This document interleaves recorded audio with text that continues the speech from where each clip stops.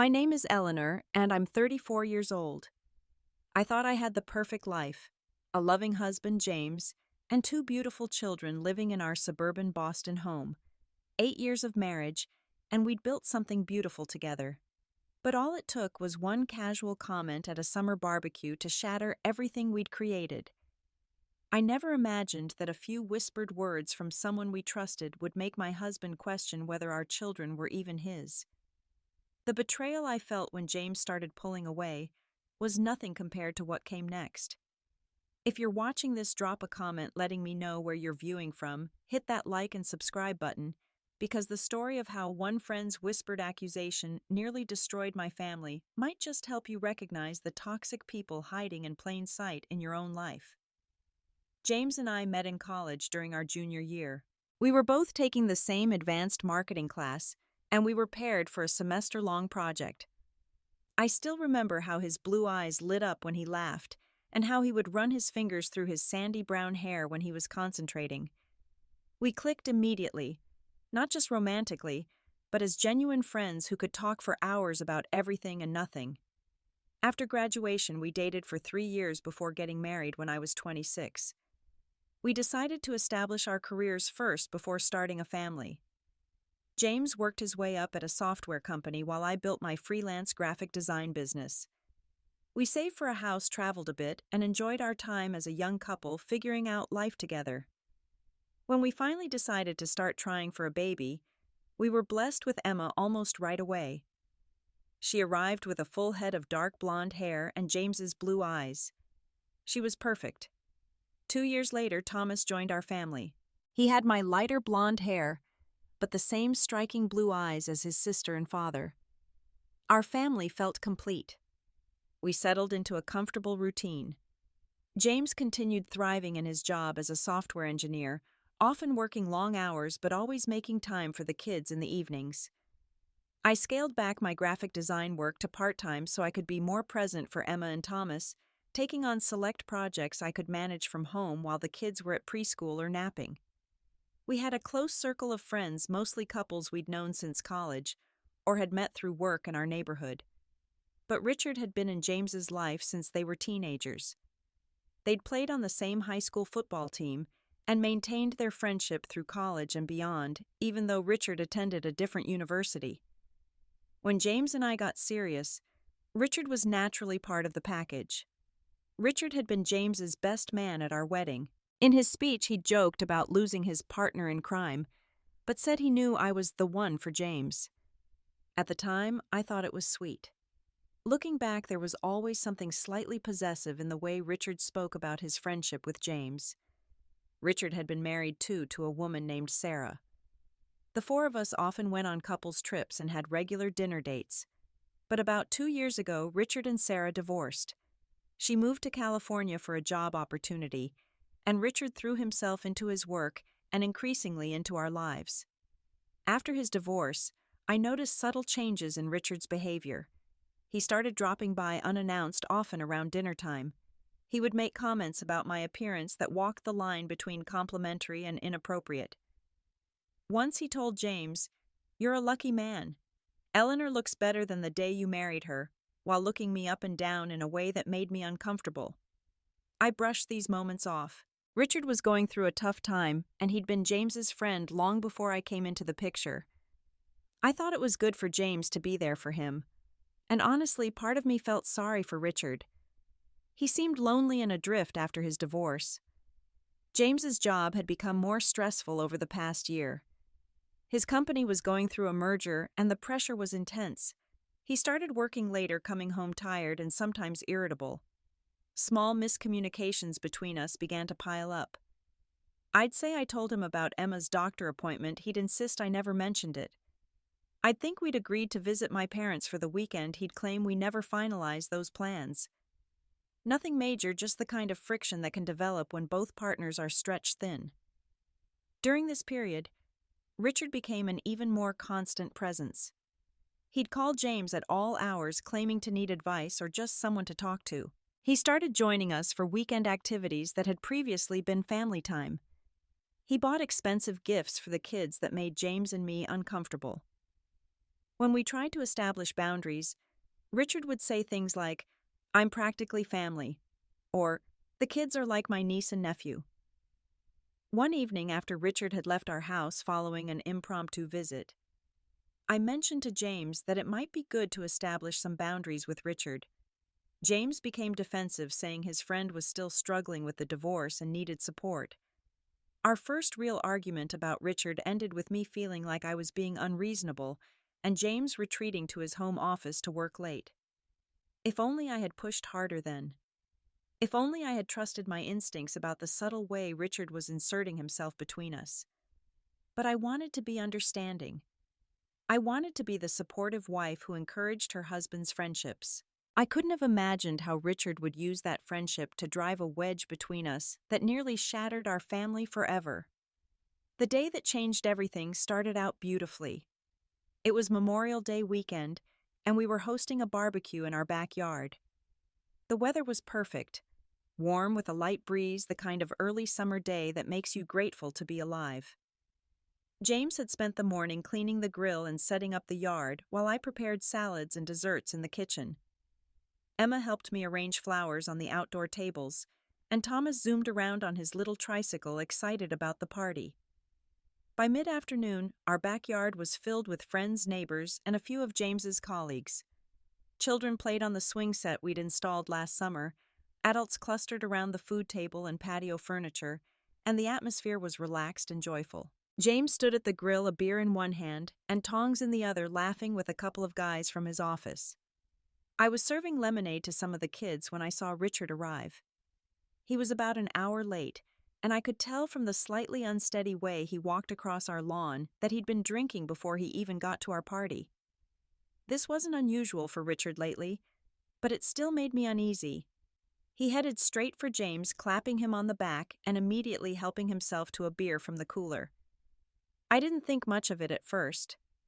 The party continued, and I was busy making sure everyone had what they needed.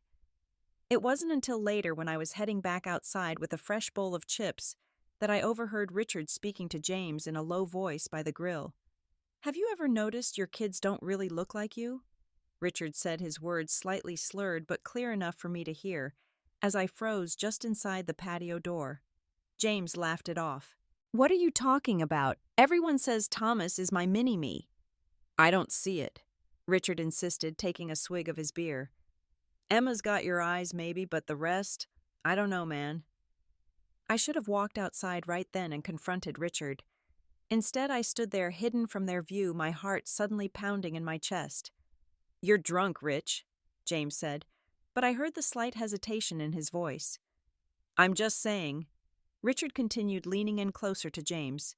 "Sometimes wives have secrets, especially the pretty ones." I couldn't believe what I was hearing. I felt like someone had punched me in the stomach. Before I could gather myself to step outside, another guest approached the men and the conversation shifted. I stood there, the bowl of chips forgotten in my hands, trying to process what had just happened. For the rest of the party, I went through the motions on autopilot. I smiled, I served food, I chatted with our friends, but inside I was screaming. I kept looking at James, trying to gauge whether Richard's poison had taken root. He seemed normal, if a bit quieter than before, but every time I saw him look at Emma or Thomas, I wondered what he was thinking. When our guests began to leave, Richard lingered, as he often did. He offered to help clean up, but I coldly told him we had it handled. If he noticed my change in demeanor, he didn't show it. Before he left, he pulled James aside again, and though I couldn't hear what he said, the serious expression on both their faces made my stomach twist. The drive home was filled with uncomfortable silence. James's knuckles were white on the steering wheel, and he barely responded when the kids chatted about the fun they'd had at the party. When we finally got home and put the children to bed, I couldn't stand it anymore. "What else did Richard say to you?" I asked, as we stood in our kitchen, the remains of the party scattered around us. James looked up from the dishes he was rinsing, his expression guarded. "What do you mean?" "I heard him, James. I heard what he said about the kids." James sighed and turned off the water. "It was just guy talk, Eleanor. He's been drinking. You know how he gets." "Guy talk? He basically accused me of cheating on you and suggested our children aren't yours. That's not guy talk. That's him trying to destroy our marriage. Don't be dramatic, James said, but he wouldn't meet my eyes. Richard's going through a rough patch. He says stupid things sometimes. And you believe him? I asked, my voice rising despite my effort to stay calm. I didn't say that, James replied, but there was something in his tone that made my blood run cold. Look, I'm tired. Can we talk about this tomorrow? I watched him walk away up the stairs to our bedroom, and I stood alone in the kitchen feeling like the foundation of my life had just developed a crack. That night I lay awake beside James, listening to his breathing and wondering how a few whispered words could create such distance between us. The next morning I found James in the living room staring at our family photos on the mantel. He was holding a picture from last Christmas, the four of us in matching pajamas smiling brightly at the camera. The look on his face was one I'd never seen before, scrutinizing, doubtful, as if he was seeing these familiar images through new eyes. Richard's eyes. When he noticed me watching him, he quickly put the photo down and muttered something about being late for work. It was the beginning of the most painful period of my life. A few minutes of conversation at a barbecue had planted a seed of doubt that would grow into something monstrous, threatening to choke out everything beautiful in our lives. Over the next few weeks, I watched my husband transform into someone I barely recognized. James began to examine our children's features with an intensity that broke my heart. At breakfast, he would stare at Thomas's nose or Emma's chin, as if cataloging their features and comparing them to his own. The children noticed too. "Why are you looking at me like that, Daddy?" Emma asked one morning, and James quickly looked away, muttering something about having zoned out. Family activities that James had always initiated and enjoyed became sources of tension. He canceled our planned trip to the Children's Museum at the last minute, claiming he had work to finish. When I suggested a weekend at the lake house we sometimes rented, he said he wasn't sure he could get away. The James who had always put family first was retreating from us, building walls I couldn't breach. Meanwhile, Richard's presence in our lives increased. He called James constantly, and they started meeting for drinks after work several times a week. When I asked James about these outings, he would be vague, saying they were just catching up, or that Richard was having a hard time and needed support. But I knew something more sinister was happening. Richard was feeding my husband's doubts, watering that toxic seed he'd planted. One evening, about 3 weeks after the barbecue, James came home and immediately began questioning me about my past relationships. We were in the kitchen, the kids already asleep upstairs, and his approach was so abrupt it took me by surprise. "You dated Michael Thompson for a while before we met, right?" he asked, leaning against the counter while I loaded the dishwasher. "Yes, in college," I replied, confused by the sudden interest in ancient history. "For about 6 months. You know this. And after you broke up with him, you started seeing that guy from your economics class. Brian, for a couple of months, nothing serious. James, why are you asking me this now?" "Just filling in some blanks," he said casually, but his eyes were cold. "Were there others I don't know about?" I stood up straight, shutting the dishwasher with more force than necessary. "What exactly are you asking me, James? I'm just trying to get a complete picture. A complete picture of what, my dating history from over a decade ago, or are you actually asking if I cheated on you?" James didn't respond immediately, which was an answer in itself. The silence between us stretched painfully until I couldn't bear it. "I have never ever been unfaithful to you," I said, my voice shaking with a mixture of anger and hurt. "Not once in all our years together. I can't believe you're even questioning this." "People make mistakes," he said, still in that detached tone that made me feel like I was talking to a stranger. "Things happen." "Not to me," I insisted. "Not to us. The only thing that's happened is that your so-called best friend has poisoned your mind against me and our children." James's expression hardened. "Don't bring the kids into this." "I'm not the one bringing them into it," I exclaimed, struggling to keep my voice down so we wouldn't wake Emma and Thomas. "Richard is the one who suggested they might not be yours, and instead of defending me, defending our family, You're standing in our kitchen interrogating me about ex-boyfriends from before we even met." James pushed himself away from the counter. "I'm going out," he said flatly. "To see Richard." I asked, already knowing the answer. He didn't respond, just grabbed his keys from the hook by the door and left. I stood alone in our kitchen, trembling with the force of what had just happened, wondering how the man I loved, the father of my children, could so quickly come to doubt the very foundation of our family. The next time James and I had plans with friends, he canceled at the last minute, saying he needed to meet Richard for an emergency. I went alone, putting on a brave face as I explained James's absence to our friends. When I returned home, I found him drunk on the couch watching old videos of the kids on his phone. "Richard's opened my eyes," he slurred when he saw me. "There's so much I didn't see before." "What exactly do you think you're seeing now?" I asked, sitting across from him, determined to have this out once and for all. "Thomas's hair," he said, holding up the phone to show me a video of our son's birthday last year. "It's so much lighter than mine, and the shape of Emma's face. It's not like mine or my family's. Thomas has my hair color, James, and Emma has your mother's exact same eye shape and your blue eyes. They are your children in 100 different ways, from the way Thomas clenches his jaw when he's focused, just like you do, to Emma's ridiculous sweet tooth that she definitely inherited from your side." But it was like talking to a wall. James had built a fortress around himself, reinforced by Richard's constant influence, and my words couldn't penetrate. When he finally stumbled up to bed, I stayed downstairs and called his sister Amanda. Amanda had always been close to both of us. She lived a few hours away but visited often and adored her niece and nephew. When I explained what was happening, her shock quickly turned to anger. "Richard has always been jealous of your relationship with James," she told me. "Even back in high school, he hated when James had a girlfriend. He would make up stuff, cause drama. I thought he'd outgrown it, but clearly not." "I don't know what to do," I admitted, fighting back tears. "James won't listen to me. It's like Richard has him under some kind of spell." "I'll talk to him," Amanda promised. "And Eleanor, don't let Richard in your house anymore. He's toxic." I took Amanda's advice and told James the next day that Richard was no longer welcome in our home. It was the wrong move. James exploded, accusing me of trying to control him and isolate him from his friends. "Why don't you want him around?" he demanded. "What are you trying to hide?" "I'm not hiding anything," I shouted back, finally at my breaking point. "I'm trying to protect our family from someone who is deliberately trying to destroy it." "Or maybe you're worried about what he might notice," James shot back.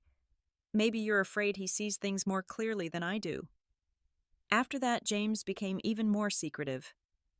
I caught him checking my phone one night when he thought I was asleep. Another time I walked into our home office to find him going through my email. The trust that had been the bedrock of our relationship was crumbling, and I felt powerless to stop it. Amanda called James as promised, but whatever she said didn't seem to help. If anything, James retreated further, accusing me of turning his family against him. The distance between us grew a chasm I didn't know how to bridge, while Richard's influence tightened like a noose around our marriage. The breaking point came on a Wednesday evening. Emma had a dance recital, an event she'd been practicing for weeks. James had promised to be there, but as the starting time approached, he was nowhere to be found. I called and texted him repeatedly with no response. Emma, in her little tutu and ballet shoes, kept asking where Daddy was as we waited in the school auditorium. "He'll be here soon, sweetie," I assured her, though the knot in my stomach tightened with each passing minute. "He wouldn't miss your special dance." But he did miss it. He wasn't there to see Emma twirl across the stage with her classmates. He didn't hear the applause or see her proud smile as she executed the routine she'd worked so hard to perfect. And he wasn't there afterward when she burst into tears, her little heart broken by his absence. I took the children for ice cream to cheer Emma up, and that's when my phone finally rang. It was a text from James. "Working late? Don't wait up." Something inside me snapped. After getting the kids settled at home with a movie, I called our usual babysitter, a responsible high school senior from down the street. "Family emergency," I explained. I shouldn't be too long. I knew exactly where to find James. There was a bar near Richard's apartment where they often went. Sure enough, when I walked in, I spotted them immediately at a corner table, several empty glasses between them, heads close together in conversation. I approached their table, anger and hurt fueling my courage. "So this is working late," I said, my voice cutting through their conversation. James looked up, surprise and guilt flashing across his face. "Eleanor, what are you doing here?" "I came to find my husband, who missed his daughter's dance recital to drink with the man who's been trying to convince him his children aren't his." Richard smirked an expression that confirmed everything I'd suspected about his intentions. "We're just having a few drinks, Eleanor. No need to make a scene." "You've made enough of a scene in my family's life?" I shot back. "James, Emma cried because you weren't there. She performed her heart out and you missed it for this." James at least had the decency to look ashamed, but Richard jumped in before he could respond. "James works hard to provide for those kids. He deserves a night out." "Those kids," I repeated, my voice rising despite the public setting. "You mean his children? The ones you've been suggesting aren't his?" Several nearby patrons turned to look at us. James stood up, grabbing his jacket. "Let's not do this here." "Why not here?" I asked. "You've been doing this behind my back for weeks. At least now it's out in the open." "Eleanor, you're overreacting," Richard said, still wearing that infuriating smirk. "James and I were just having a conversation." "A conversation that's destroying my marriage," I said, looking directly at James. "I came to give you a choice. You can come home now and be a father to your children and a husband to me, or you can stay here with Richard and continue to throw away everything we've built together." James hesitated, looking between Richard and me. That moment of hesitation broke something in me. "And just so you know," I added, my voice cracking, "if you really want proof, I'll take a DNA test. I'll prove those children are yours. And then I want Richard out of our lives for good."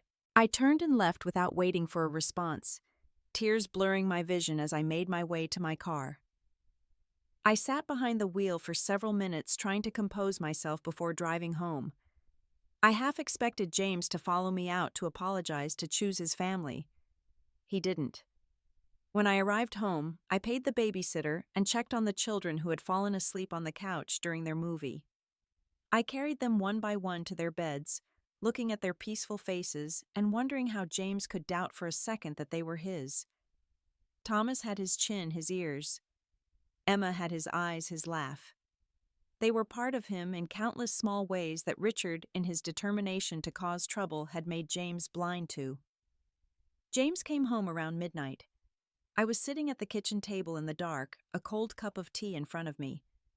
He flipped on the light, startled to find me there. "The kids missed you tonight," I said quietly. "I'm sorry about the recital," he replied, his words slightly slurred. "I lost track of time." "No, James. Richard made sure you lost track of time, just like he's making sure you lose track of what matters." James sank into a chair across from me, running his hands through his hair in a gesture so familiar it made my heart ache for the man he used to be. "I don't know what to think anymore, Eleanor." "Yes, you do," I countered. "You know me. You've known me for 12 years. You know I would never cheat on you. You know those children upstairs are yours." "Then why would Richard say those things?" he asked, and I could hear the genuine confusion in his voice. "Because he wants to destroy us. I don't know exactly why, but he does. And you're letting him." James was quiet for a long moment. Then he looked up at me, his eyes clearer than they'd been in weeks. "I want a DNA test." Those 5 words hit me like physical blows. "You want what?" "A DNA test. To prove the kids are mine. Then we can put this whole thing behind us." I stared at him, a cold numbness spreading through me. "The fact that you think we need to prove anything shows how far gone you are. Those children are yours, James. I have never been with anyone else since the day we met. Never." "Then the test should be no problem," he insisted. "It'll shut Richard up for good." "This isn't about Richard," I exclaimed, struggling to keep my voice down. "This is about us, about trust. If you need a DNA test to believe in our family, then we've already lost everything that matters. I need to know Eleanor, he said stubbornly. I need to be sure. I stood up suddenly exhausted beyond words. Fine. We'll do your test. And when it proves what I've been saying all along, I want you to really think about what you've done to us these past few weeks, about whether we can come back from this. I left him sitting at the kitchen table and went upstairs to our bedroom, locking the door behind me. For the first time in our marriage, I cried myself to sleep alone in our bed while James spent the night in the guest room. The next morning, the tension was palpable. The children picked up on it immediately. "Why is Daddy sleeping in the other room?" Thomas asked at breakfast, his little face scrunched up in confusion. "Daddy snored too loud last night." I lied, hating that I had to make up excuses to protect them from the truth. "Is Daddy mad at us?" Emma asked, more perceptive than her brother. "No, sweetheart, never," I assured her, pulling her into a hug. "Daddy loves you both very much." But James was distant at breakfast, barely speaking, leaving for work without his usual goodbye hugs for the kids. Emma watched him go with sad eyes that nearly broke me. That evening I called my parents and explained the situation through tears. They were shocked and angry on my behalf. "Come stay with us for a few days," my mother urged. "Bring the kids. Give James some space to realize what he's doing." "I can't just leave," I protested, though part of me wanted to pack our bags immediately.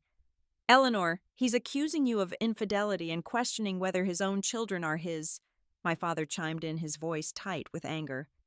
"You need to show him there are consequences for that kind of distrust." I spent that night weighing my options, torn between staying to fight for my marriage and leaving to protect myself and the children from the toxic atmosphere that had enveloped our home. In the morning, I made my decision. I would stay long enough to take the DNA test to prove beyond any doubt that James was the father.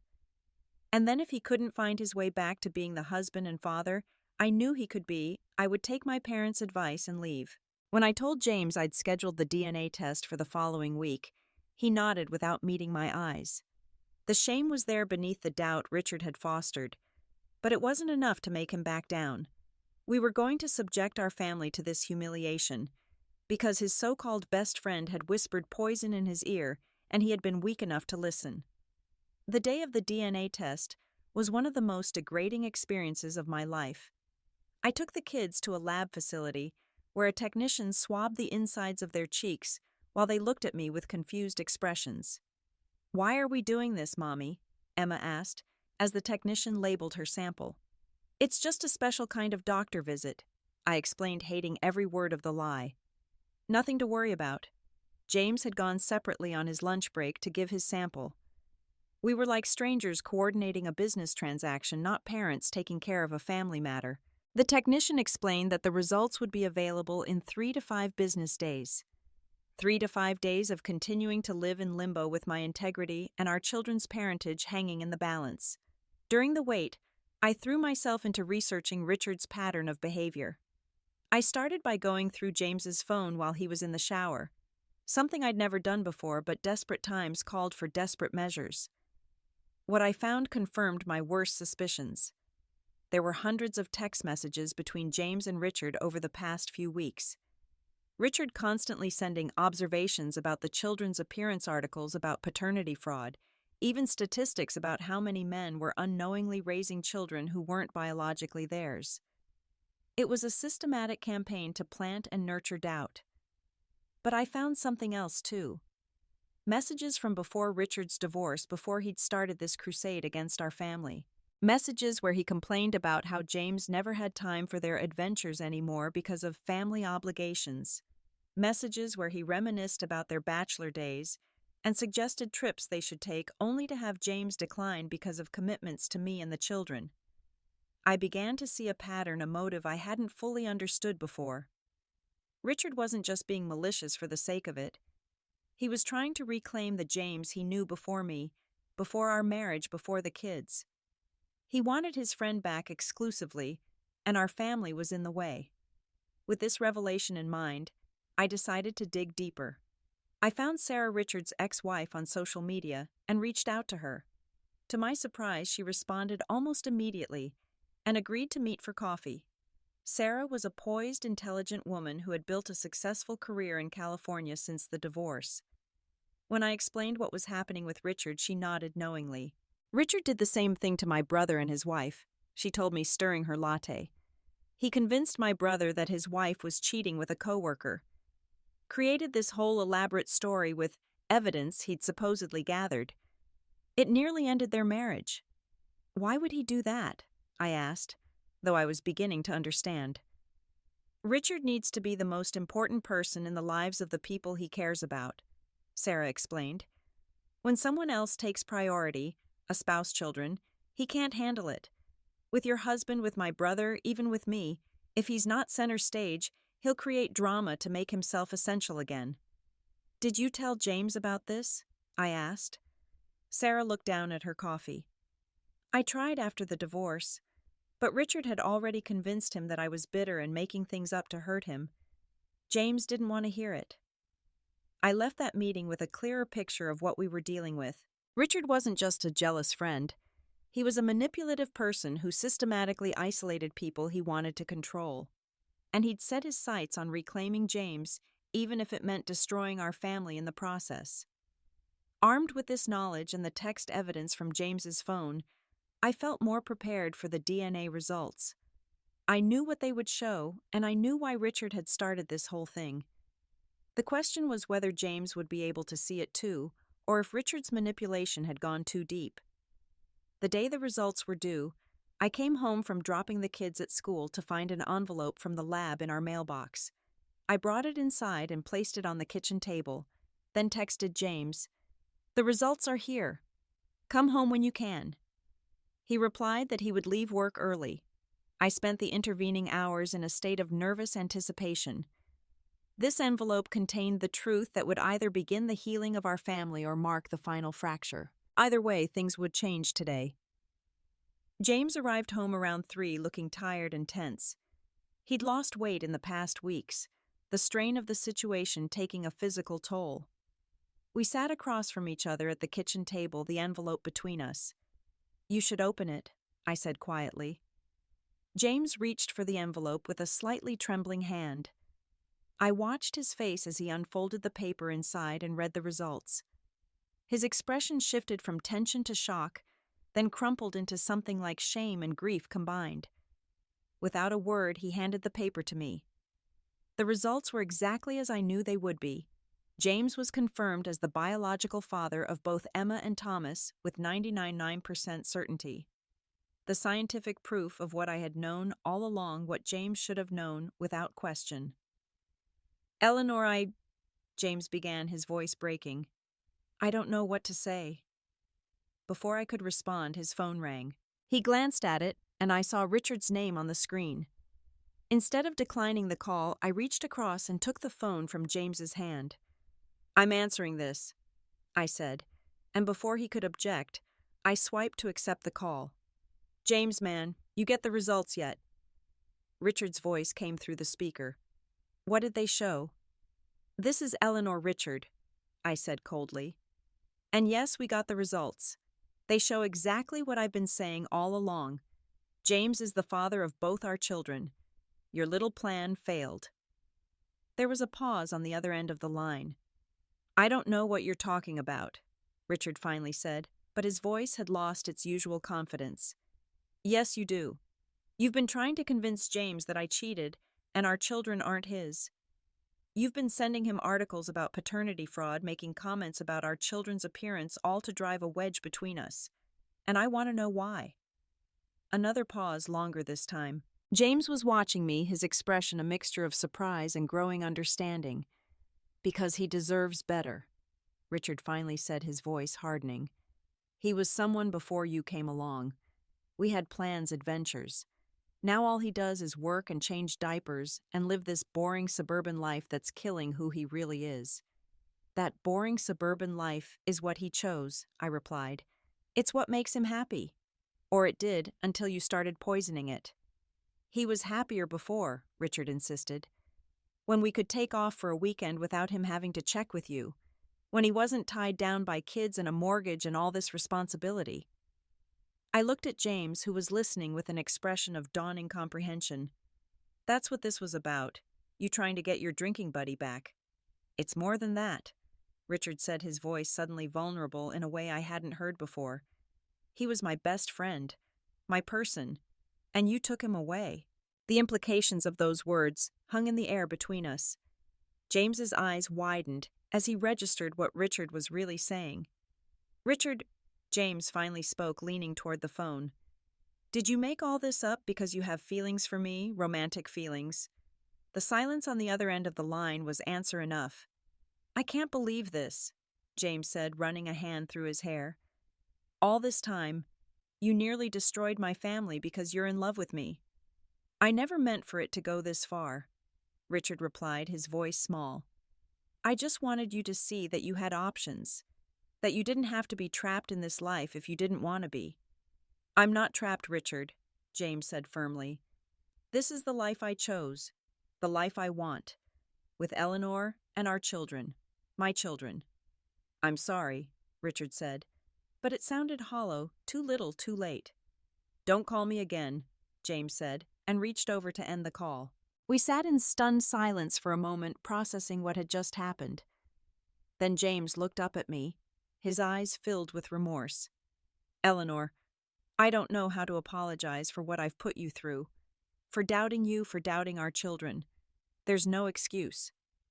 I wanted to forgive him immediately, to rush into his arms and pretend the past few weeks had never happened. But the wound was too fresh, the betrayal too deep.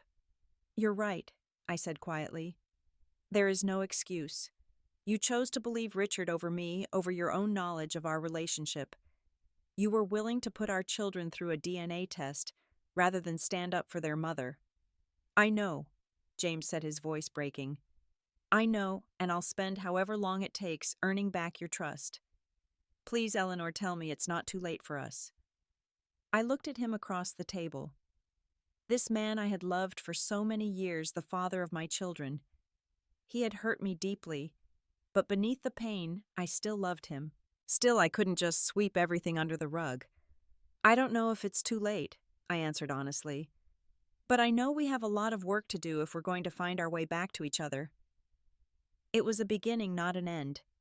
A fragile first step on what would be a long and difficult road to healing the damage that had been done. But as James reached across the table and took my hand, I felt a tiny spark of the connection we'd once shared, and I allowed myself to hope that maybe, just maybe, we could rebuild what Richard had tried so hard to destroy. In the immediate aftermath of the DNA test results, James was desperate to make amends. He showered me with apologies, brought home flowers, offered to do whatever it would take to repair our relationship. But I needed more than grand gestures. I needed time and space to process the profound breach of trust that had occurred. Richard, meanwhile, didn't go quietly. After James cut off contact, Richard began sending drunken text messages at all hours of the night. Some were angry, accusing James of abandoning their friendship. Others were remorseful, begging for forgiveness. A few were even threatening, suggesting he had other information that could still damage our marriage. The situation escalated when Richard showed up at our house one evening, clearly intoxicated. James was working late, and I was home alone with the children. When I heard pounding on our front door, I looked through the peephole and saw Richard swaying on our porch. "I know you're in there, Eleanor," he shouted. "I just want to talk to James." I called James immediately, then the police. By the time officers arrived, Richard had moved to our backyard, where he was throwing pebbles at our bedroom window and continuing to shout. The police escorted him away with a warning, but the incident left me shaken and the children frightened. The next day, James and I went to the courthouse and filed for a restraining order against Richard. As we sat in the sterile waiting room filling out paperwork that detailed Richard's harassment and the damage he'd caused to our family, I felt both vindicated and profoundly sad. This man had been part of our lives for years, had attended our wedding, had held our children as infants. Now he was someone we needed legal protection from. With Richard legally barred from contacting us, the immediate threat to our family was removed, but the damage to our marriage remained. James suggested we try counseling, and though I was hesitant at first, I agreed. We found a family therapist who specialized in rebuilding trust and began the slow, painful process of examining what had happened and how to move forward. In our third session, the therapist asked James to explain why he had been so vulnerable to Richard's manipulation. His answer revealed wounds I hadn't fully understood before. "When I was 8, my dad left us," James said, his voice tight with emotion. "He just disappeared one day. No goodbye, no explanation. I later found out he had another family in another state, another son who looked just like him, who he chose over me." I knew about James's father leaving, of course, but he had never spoken much about the details or the impact it had on him. Now, as he continued to speak, I began to understand. When Richard started pointing out that the kids might not look like me, it triggered something, this fear that history was repeating itself, that I wasn't good enough to be chosen to be the real father. It was irrational, but it tapped into this pain I've carried my whole life. The therapist helped us see how Richard had exploited James's deepest insecurity and how James's abandonment issues had made him susceptible to doubt despite years of trust between us. It didn't excuse what he'd done, but it helped me understand it, and that understanding was the first real step toward forgiveness. For his part, James committed fully to the therapy process. He began seeing an individual therapist in addition to our family sessions, working through his childhood trauma and developing healthier coping mechanisms. He took a hard look at his friendship with Richard and acknowledged the red flags he'd ignored for years. "I let him cross boundaries because I was afraid of losing him," James admitted during one session. "I see now that he never really respected our marriage, that he was always trying to come between us in subtle ways. I just didn't want to see it." As for the children, they sensed the tension between us, though we tried to shield them from the worst of it. Emma especially had become clingy and anxious, asking repeatedly if Daddy was going to leave like her friend's father had. It broke my heart to see how adult conflicts could wound children so deeply. One evening after we'd put Thomas to bed, Emma asked the question we'd been dreading. Why was Daddy sad about us being his children? James and I exchanged a look. We'd agreed to be honest with the kids in age-appropriate ways, but explaining this situation to a 6-year-old seemed impossible. James sat on the edge of Emma's bed and took her small hand in his. "Daddy made a big mistake," he said simply. "I listened to someone who said untrue things, and it made me confused and sad. But I found out the truth, and I know now that you and Thomas are my children, and I love you more than anything in the whole world." Emma studied his face with a seriousness that seemed beyond her years. "Did the bad man who came to our house tell you the untrue things?" James nodded, surprised by her perception. "Yes, he did. But he can't come here anymore, and I promise I won't listen to untrue things about our family ever again." Emma threw her arms around James's neck. "I knew I was your little girl," she whispered. "I have your eyes. Everyone says so." That night after Emma had fallen asleep, James and I sat on the porch swing, outside, a careful distance between us. "She shouldn't have to reassure me that she's my daughter," James said, his voice thick with emotion. "What kind of father needs that from his 6-year-old? A human one who made a mistake," I replied, surprising myself with the gentleness in my voice. "What matters is that you're making it right now." It was the first moment since the whole ordeal began that I felt a genuine softening toward James, a willingness to move forward rather than just processing the hurt. James must have sensed it too, because he looked at me with cautious hope. "I miss you, Eleanor," he said simply. "I miss us." "I miss us too," I admitted. "But I'm still scared. I'm scared that the trust is broken beyond repair." "I understand that," James said. "And I know I have to earn your trust back day by day. I just hope you'll give me the chance to try." I didn't answer immediately, but I moved slightly closer to him on the swing. It was a small gesture, but it felt like the first step on a long road back to each other.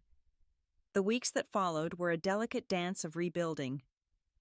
James made concrete changes to demonstrate his commitment to our family.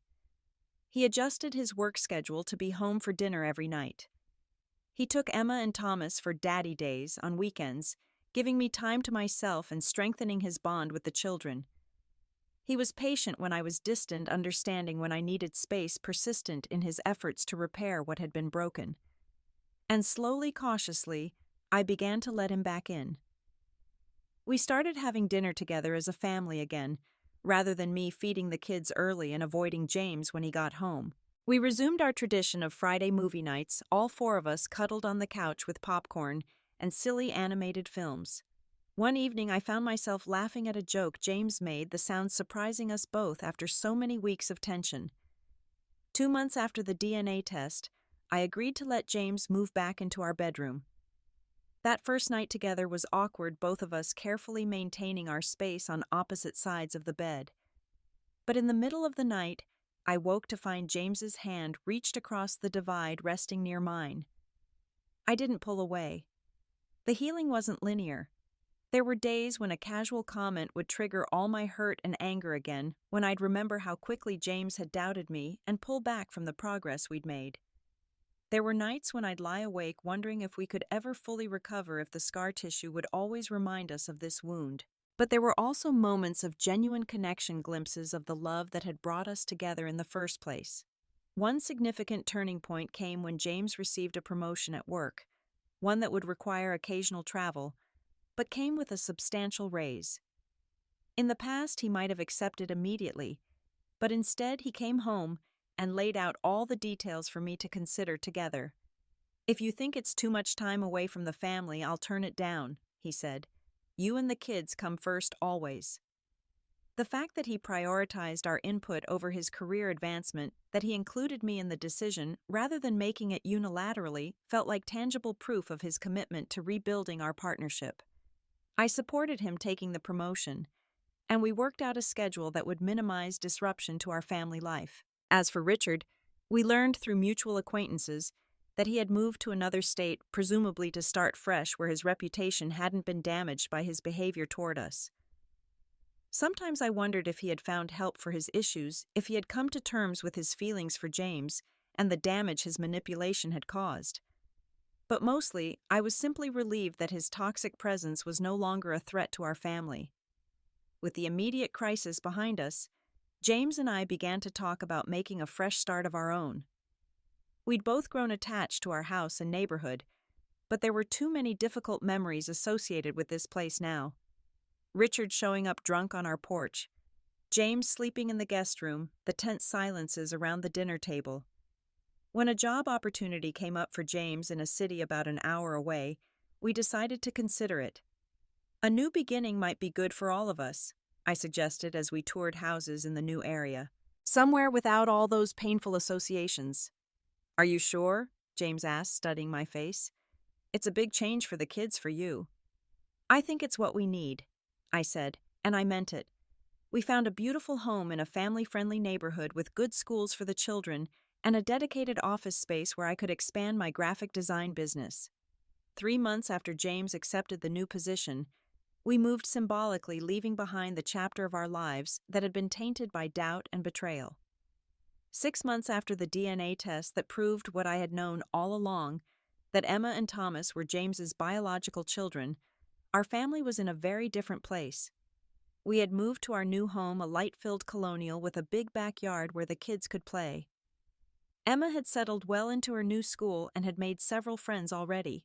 Thomas was thriving in his preschool program, coming home each day with new words and enthusiastic stories about his adventures.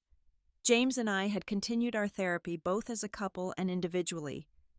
The process had been painful, but healing, forcing us to examine patterns and assumptions that had existed in our relationship long before Richard's interference. James had done the hard work of confronting his abandonment issues and the insecurities that had made him vulnerable to Richard's manipulation. I had acknowledged my own tendency to withdraw rather than confront problems directly, a pattern that had contributed to our communication breakdown. My journey through anger and grief toward forgiveness hadn't been easy. There were days when I would remember how James had looked at our children with suspicion, how he had believed the worst about me despite years of loyalty, and the rage would well up again, fresh and hot. But gradually those moments became less frequent and less intense. I wasn't forgetting what had happened, but I was choosing not to let it define our future. James continued to demonstrate his commitment to rebuilding our relationship through consistent, thoughtful actions rather than dramatic gestures. He had become more communicative, checking in throughout the day with texts and calls. He was fully present when he was home, putting away his phone during family time and engaging deeply with the children. And he had established firm boundaries with any new friendships, never allowing outside relationships to take priority over our family. We had developed new patterns of communication as well. Each night after the children were in bed, we would sit together and talk about our day, our concerns, our hopes. No phones, no distractions, just focused attention on each other. It was during one of these evening conversations that James shared something he had never fully articulated before. "I've been trying to understand why I was so susceptible to Richard's manipulation," he said quietly. "And I think I finally figured it out. It wasn't just my dad leaving, though, that was part of it. It was that I never felt I deserved you." "What do you mean?" I asked, surprised by this revelation. "From the day we met, I thought you were out of my league," James admitted. "You were so talented, so confident, so beautiful.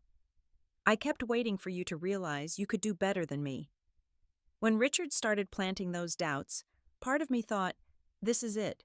This is when she leaves me for someone more worthy." I was stunned by this perception, so at odds with how I viewed our relationship. "James, that's never been true. Never. You've always been my equal, my partner. I chose you because you're exactly who I want."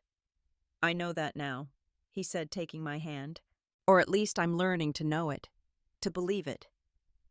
That conversation marked another milestone in our healing process. James was finally confronting the core insecurity that had allowed Richard to drive a wedge between us, and I was gaining insight into a vulnerability my husband had hidden even from me. Around this time, I started a support group for families affected by toxic relationships. Initially just an online forum, it grew quickly as people shared similar experiences with friends or family members who had tried to sabotage their relationships. Running this group became healing for me as well, transforming my pain into something productive that could help others. Through the group, I learned that Richard had indeed done similar things to other couples. A woman from our old neighborhood reached out to share that Richard had tried to convince her husband that she was having an affair with a coworker using manipulated social media photos as evidence. Another couple described how Richard had systematically created division between them by telling each spouse different versions of conversations, manufacturing drama where none existed. The pattern was clear, and while it didn't excuse what had happened to us, there was some comfort in knowing we weren't specifically targeted, that this was Richard's pathology, rather than something we had invited into our lives. As we moved into the holiday season, our first in our new home, I noticed that James was unusually secretive about a particular Christmas gift for me. He made mysterious phone calls, quickly ending them when I entered the room, and had several packages delivered that disappeared immediately into his office. On Christmas morning, after the children had opened their gifts, in an explosion of wrapping paper and excitement, James handed me a small flat box. "This is something I've been working on," he said, watching nervously as I unwrapped it. Inside was a leather-bound journal. When I opened it, I found it filled with James's handwriting. Page after page of memories, moments from our relationship, things he loved about me, hopes for our future. On the final page was a photograph of his wrist showing a small tattoo, the children's birth dates written in a simple, elegant script. "I wanted something permanent," he explained, rolling up his sleeve to show me the tattoo in person. "A reminder that they are part of me, literally written on my skin. And this," he tapped the journal, "is to remind you that you've always been my choice, my love from day one. That I see you the real you, and I'm grateful every day that you chose me too." I traced the dates on his wrist, moved beyond words by the gesture. It wasn't that the tattoo proved anything. We already had the DNA test for that. But it symbolized a commitment that went beyond biology. It was James's way of saying that even if the test had somehow shown a different result, these children would still be his, this family would still be his choice. That night, after the children were asleep and the house was quiet, except for the twinkling lights on our Christmas tree, James and I sat together on the couch, his arm around me, my head on his shoulder. The comfortable silence between us felt like a gift after so many months of tension and painful conversations. "I'm proud of us," I said finally, "for fighting for our family, for not giving up when it would have been easier to walk away." "I'm grateful you gave me a second chance," James replied, pulling me closer. "I know I didn't deserve it."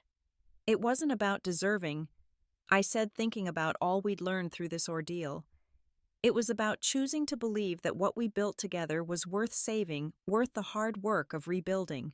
Looking back on the whole painful journey, I could finally see the valuable lessons it had taught us. We'd learned that even the strongest relationships are vulnerable to outside influence when there are unaddressed wounds beneath the surface. We discovered that trust once broken can be rebuilt, but it requires consistent effort and radical honesty from both sides. And perhaps most importantly, we'd realized that sometimes the people we welcome into our lives can harbor intentions we never suspected, and that recognizing toxic influence is crucial to protecting what matters most. As I sat there with James that Christmas night, our children sleeping peacefully upstairs, I felt a sense of peace that had been absent for so long. The betrayal still hurt when I thought about it, the memory still stung, but it no longer defined us. We had emerged stronger, more conscious of our vulnerability, but also more committed to protecting the precious family we'd created. The journey wasn't over, of course. Trust is built day by day, choice by choice. There would still be moments of doubt, times when the echo of past pain would resurface. But I knew now that we had the tools to face those moments together, to continue growing stronger as individuals and as a family. If you're watching this and struggling with betrayal in your own relationship, or dealing with someone who's trying to come between you and the people you love, know that healing is possible.